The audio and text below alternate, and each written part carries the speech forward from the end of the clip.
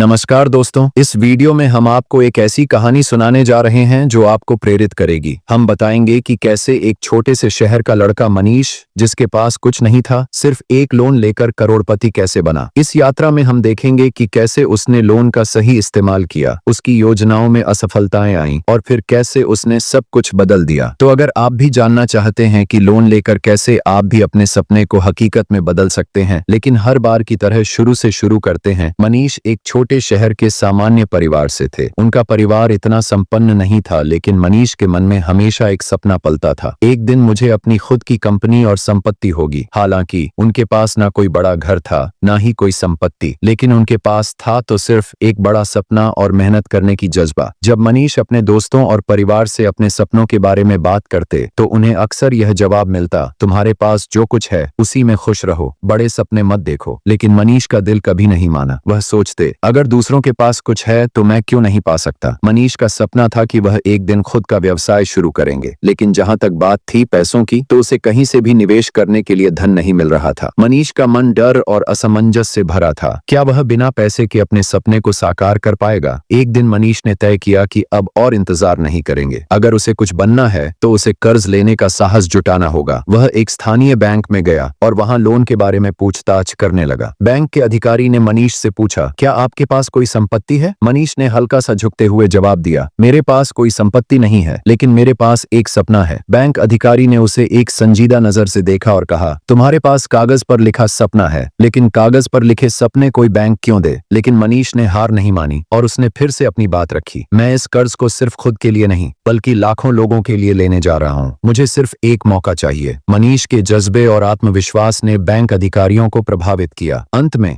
Bank ने उसे loan दे दिया, लेकिन यह लोन उसकी मेहनत और आत्मविश्वास का सबसे बड़ा टेस्ट था। अब मनीष के पास कुछ पैसे थे, लेकिन उसका असली संघर्ष अभी शुरू होना था। उसे यह समझना था कि लोन को सही तरीके से कैसे इस्तेमाल किया जाए ताकि वह अपने सपने को साकार कर सके। मनीष ने जो दुकान खोली वह पहले कुछ महीनों तक बहुत धीमी गति से चल रही थी। दुकान में ग्राहक बहुत कम आते थे और मनीष को महसूस हो रहा था कि वह सही दिशा में नहीं बढ़ रहा। वह सोचने लगा, क्या मैंने लोन लेने का सही फैसला लिया? वह हर रोज अपने छोटे से व्यापार में कड़ी मेहनत करता, लेकिन कोई बड़ा बदलाव नहीं दिख रहा था। उसे अपनी दुकान के खर्चे और लोन की किस्तें चुकानी थीं और हर दिन वह तनाव में रहता। उसकी आंखों में थकावट और निराशा के निशान थे। एक दिन मनीष ने सोचने का फैसला किया, अगर मुझे सफल होना है तो मुझे अपनी रणनीति बदलनी होगी। उसने तय किया कि अब उसे सिर्फ दुकान के भीतर सामान बेचना ही नहीं होगा, बल्कि उसे अपनी मार्केटिंग रणनीति भी बदलनी होगी। मनीष ने सोशल मीडिया का सहारा लिया। पहले उसने अपने दोस्तों को अपनी दुकान के बारे में बताया, फिर धीरे धीरे उसने फेसबुक, इंस्टाग्राम जैसी सोशल मीडिया प्लेटफॉर्म्स पर अपने उत्पादों को प्रचारित करना शुरू किया। इससे उसकी दुकान में भीड़ आने लगी, ग्राहकों की संख्या बढ़ी और धीरे धीरे उसका व्यापार फिर से पटरी पर आ गया। लेकिन यह सफलता अभी तक अधूरी थी। वह जानता था कि इसके लिए सिर्फ मार्केटिंग ही काफी नहीं है, उसे अपने लोन का सही इस्तेमाल भी करना होगा ताकि वह एक बड़ा व्यापार खड़ा कर सके। एक दिन मनीष को एक और बड़ा मौका मिला, एक रियल एस्टेट प्रोजेक्ट में निवेश करने का। यह एक उच्च जोखिम वाला निवेश था, लेकिन मनीष को लगा कि यही उसका अगला कदम हो सकता है। हालांकि उसे इस बात का भी डर था कि अगर यह निवेश गलत हो गया तो वह अपने लोन के कर्ज के बोझ तले दब सकता है। मनीष के मन में बहुत संकोच था, लेकिन फिर उसने खुद से कहा, अगर मैं यही सोचता रहूंगा तो कभी कुछ नहीं कर पाऊंगा। अगर यह काम नहीं करता तो मैं फिर से शुरू कर लूंगा, लेकिन अगर यह काम करता है तो मुझे सफलता के नए दरवाजे मिलेंगे। मनीष ने फिर से बैंक से लोन लिया, लेकिन इस बार उसने बाजार का गहन अध्ययन किया। उसने प्रॉपर्टी की कीमतों को समझा, संभावित जोखिमों का आकलन किया और यह सुनिश्चित किया कि वह इसे सही समय पर बेच सके। कुछ महीनों में जिस प्रॉपर्टी में मनीष ने निवेश किया था उसकी कीमत बढ़ गई। उसने उस प्रॉपर्टी को बेचा और अच्छी खासी रकम कमाई। मनीष का आत्मविश्वास अब आसमान छूने लगा था। उसने न सिर्फ अपने लोन की किस्तों का भुगतान किया, बल्कि उसने अपने सभी कर्ज को समय पर चुकता किया। अब मनीष के पास कई रियल एस्टेट संपत्तियां थीं, एक सफल व्यापार था और वह अब करोड़ों रुपए का मालिक बन चुका था। मनीष का कहना था, लोन लेना कोई बुरी बात नहीं है, यह आपके सपनों को साकार करने का एक जरिया हो सकता है, लेकिन यह तभी काम करेगा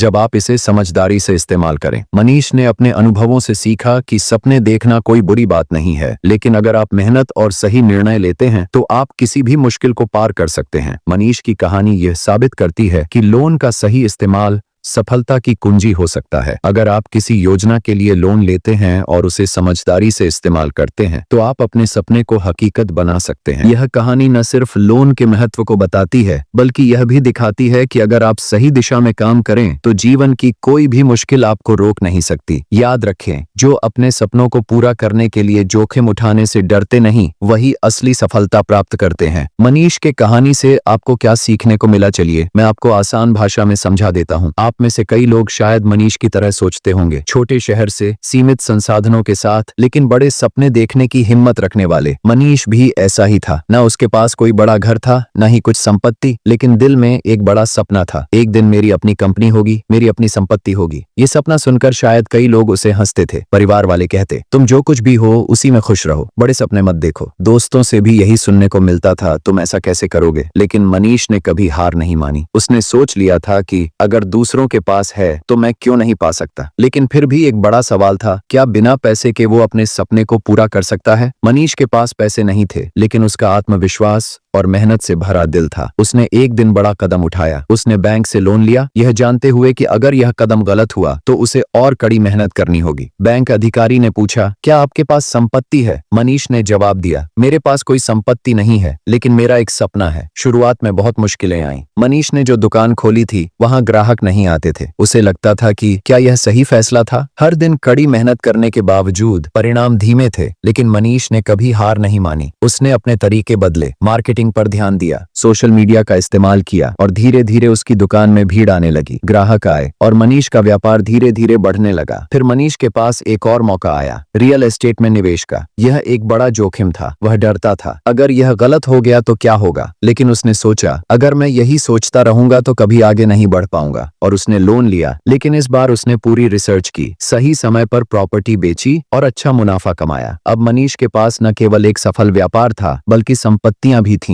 उसने अपने सारे कर्ज चुका दिए और अब वह करोड़ों का मालिक बन चुका था। अब मनीष का कहना है, लोन लेना बुरी बात नहीं है, बशर्ते आप उसे समझदारी से इस्तेमाल करें। यह आपके सपनों को हकीकत बना सकता है। मनीष की कहानी से हम क्या सीख सकते हैं। सीख नंबर 1, आपके पास जो कुछ है वही पर्याप्त नहीं है, लेकिन मेहनत और सही फैसले से आप बड़े सपने देख सकते हैं। सीख नंबर 2, लोन लेना बुरा नहीं है जब आप उसे सही दिशा में इस्तेमाल करें। यही वह कदम हो सकता है जो आपके सपनों को सच कर दे। सीख नंबर 3, सपने देखना और जोखिम उठाना जरूरी है। यदि आप अपने सपनों के लिए मेहनत करते हैं और सही निर्णय लेते हैं तो जीवन की कोई भी मुश्किल आपको रोक नहीं सकती। क्या आप भी अपने सपनों को सच करना चाहते हैं? तो याद रखिए, सही दिशा और मेहनत से आप भी मनीष की तरह किसी भी चुनौती को पार कर सकते हैं और अपनी सफलता की कहानी लिख सकते हैं। अगर आपको यह वीडियो पसंद आया हो तो इसे लाइक और शेयर जरूर करें और चैनल को सब्सक्राइब करना ना भूलें। साथ ही अगर आपके मन में कोई सवाल हो तो आप कमेंट में पूछ सकते हैं। मैं जल्दी ही अगले वीडियो के साथ वापस आऊंगा।